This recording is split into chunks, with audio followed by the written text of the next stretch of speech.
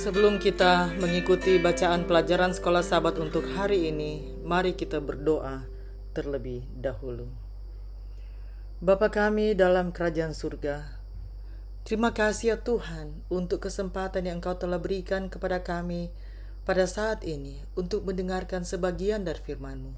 Isilah kami dengan roh-Mu yang suci agar kami dapat mengerti apa yang Engkau inginkan kami pelajari hari ini. Dalam nama Yesus kami sudah berdoa. Amin. Pelajaran Sekolah Sahabat Minggu 8 Maret 2026. Pelajaran yang ke-11 di triwulan yang pertama.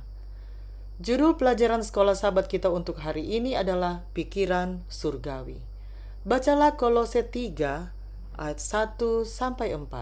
Kondisi apakah yang Paulus tunjukkan sebagai syarat agar kita dapat berpikiran surgawi?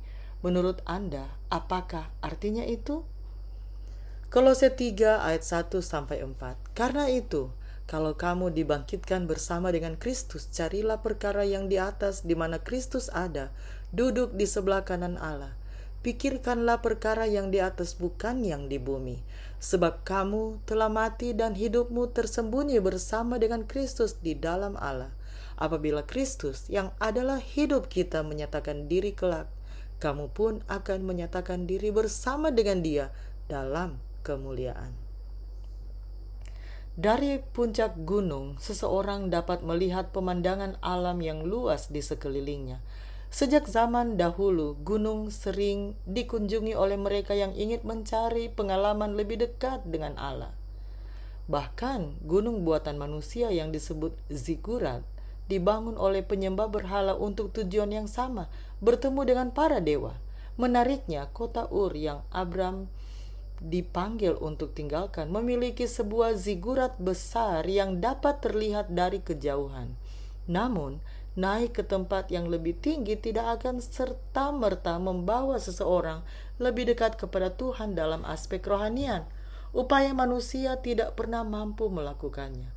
Sebaliknya, hanya melalui mujizat kasih karunia, di mana kita mati bersama Kristus dan dibangkitkan bersama Dia, disimbolkan melalui baptisan.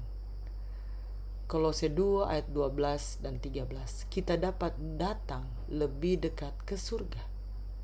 Jadi, dibangkitkan bersama Dia, kita dapat datang lebih dekat ke surga. Perhatikan bahwa sejak awal Kolose 3 terdapat penekanan berulang pada hal-hal di atas, yaitu apa yang ada di surga, perkara yang di atas di mana Kristus ada. Perkara yang di atas di mana Kristus ada, perkara yang di atas bersama Kristus di dalam Allah, bersama dengan Dia dalam kemuliaan. Kolose 3 1-4. Memang ada banyak hal dalam kehidupan orang Kristen yang sulit dijelaskan. Bagaimana mungkin seseorang benar-benar mati dan dibangkitkan sementara secara kasat mata ia tetap orang yang sama dan tidak mengalami peristiwa hidup mati secara harfiah? Ada banyak hal yang tidak masuk akal bagi pikiran alami yang tidak dipengaruhi oleh Roh Kudus.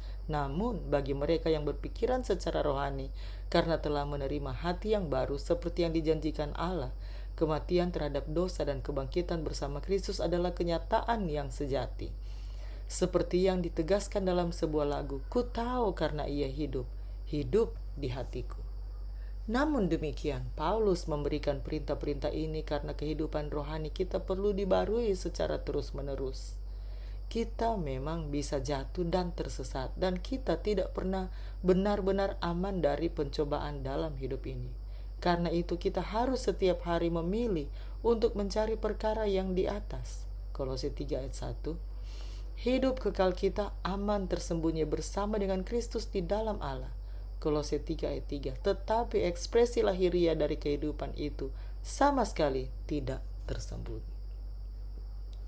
Kemanakah pikiran Anda biasanya tertuju? Tertuju ke atas atau ke bawah? Jika lebih sering ke bawah, bagaimanakah Anda bisa mengarahkannya ke atas?